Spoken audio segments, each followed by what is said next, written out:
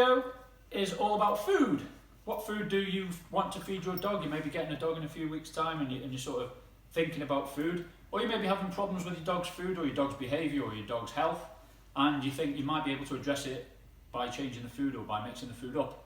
So we're going to do a series of videos and we're going to discuss different aspects of food, hopefully, and I can hopefully clarify my thinking and my rationale, which may help you guys out. The way I feed my dogs and what I feed my dogs, I think is right, and that's the reason I do it.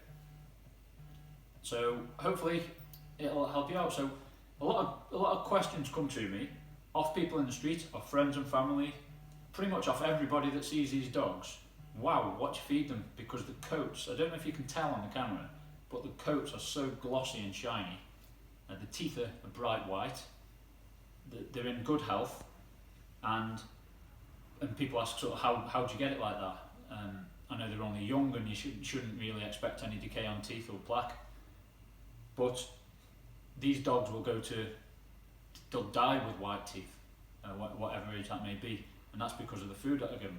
So I give the dogs, twice a day we feed them, and they get raw meat.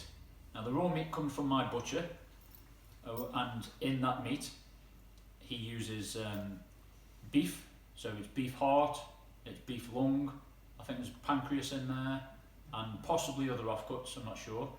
We're going to do another video with the butcher and she can talk us through it, or he can talk us through it and answer a few questions. Also once a week I give them an egg each. Now the egg is just a chicken's egg, it doesn't matter about free range or what it's fed on or anything like that, it's just an egg. There's so much good nutrition in egg that everybody should be eating them. Never mind all these daft scientific studies that say it's like smoking a cigarette or any other nonsense. Egg has got all of the nutrition in it vital for life, because if you think of what's inside an egg, it is a life form. So once a week we give them an egg, but we give them the egg with the shell.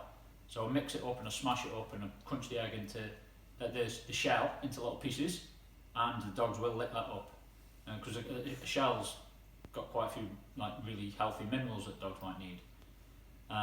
Once a week also we give them a small little tin of an oily fish, which could be sardines, could be mackerel, could be pilchards, just depends what's in the shops at the time. We give those, or we buy those in brine. We don't give them the brine, which is just salt water. We don't want any oil in there, any ketchup or anything like that. We just want everything as natural as possible. And there's vital amino acids in there, so there's omega-3s, omega-6s, possibly 9s and 12s, and I believe them are vital to a dog. Now a dog isn't a fisherman, and not all dogs live by rivers or seas, or in the wild, sorry, would live by water sources, so they wouldn't get fish, but those amino acids in the fish are really beneficial, and I believe that it does no harm and it does more benefit than not. What we also used to do with Darley is we would give her a chicken thigh, a raw chicken thigh, every other day, or 2 raw chicken thighs every other day. Now we've stopped that recently because she's seen the vet at the minute for a problem with her anal glands, and the vet thinks that might be possibly causing some kind of irritation. So to rule that out, we've stopped that for a while. We don't do a fern yet because she's still a young pup and the teeth aren't quite developed yet, and there's a lot of crunching going on. Now we give the chicken thighs raw, we don't give them cooked. There's a lot of hoo-ha about giving dogs chicken. When chickens are reared in this country, they're bred and fed and reared that quickly that the bones can't quite develop anyway. They're really, really soft. So the dog can crunch through the bone easily and digest the bone easily, and it's not going to cause any splintering or shattering or sharding in the stomach because it's quite soft. It's more like a tendon. If you're going to cook chicken or any other kind of meat, then the cooking process hardens and makes the bones brittle, so that's a no-go. Do not give any cooked bones. But raw chicken bones like that, it's absolutely fine for a dog. There's the stomach juices and acids and whatever can digest that quite easily, and chickens nowadays unless you've got it on your farm and let it run around for 2 years before slaughtering it, the bones are that soft that it does no damage. And there's lots of minerals in the bone as well, which is beneficial to a dog. All the joints, the joint tissue, like the ligaments, the tendons, the cartilage, that's really beneficial to the dog as well, so we give them that.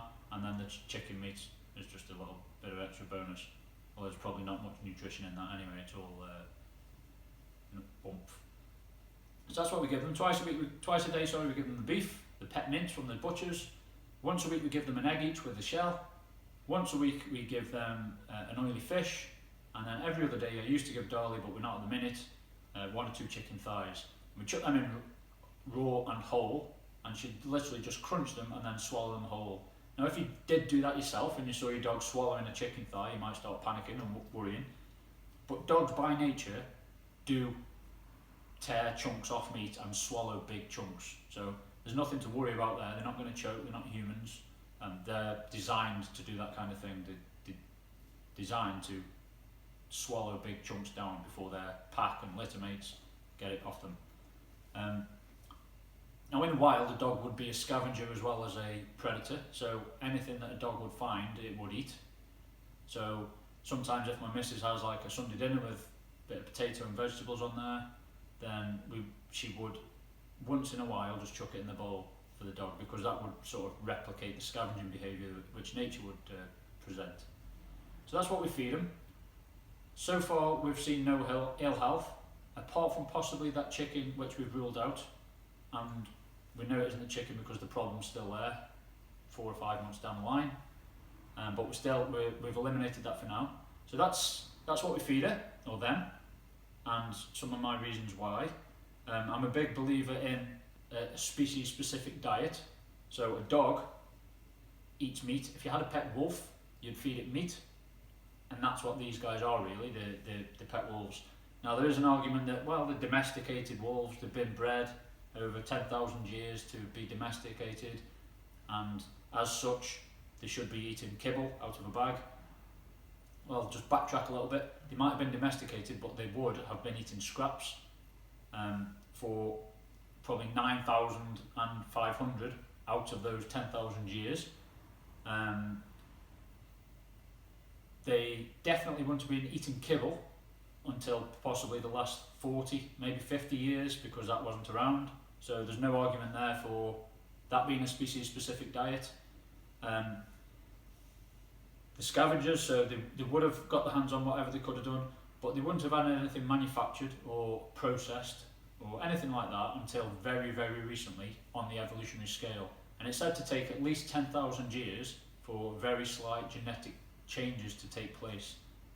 And seeing as kibble and manufactured and artificial food's probably only been around 50 years, there's no way in the world a dog's digestive system and digestive tract and guts and all that kind of thing would have done any kind of evolution to enable them to safely or adequately or better digest kibble than it would their species specific diet, such as meat and scraps. So I don't think there's any argument for kibble, and we'll talk about kibble in another video, but everything should eat a species specific diet. If you've got a pet wolf, you feed it meat. If you've got a pet tiger, you feed it meat.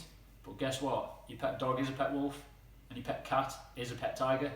So give them a species specific diet. And if you do, you'll probably see behaviour changes, attitude changes, health changes. There'll be less poo, because if you think about what poo is just waste. And if you're only putting better nutrition in, then you're not going to get as much waste out the other end. You may get attention improvements, you may benefit from training more, you'll definitely get coat and teeth improvements. There'll be less plaques, because plaque is caused by sugars, and there's no sugars in meat, well, very, very little, or species specific food for a dog. So that's my argument, that's what I feed them, and that's my reasons for it. And then we'll talk about a few other things in subsequent videos. So I hope that helps you, and I hope to answer a few questions, and we'll get some more soon. Thank you for watching me and Fern. Please give us a subscribe, a like, a share, and comment below with anything you've got for us.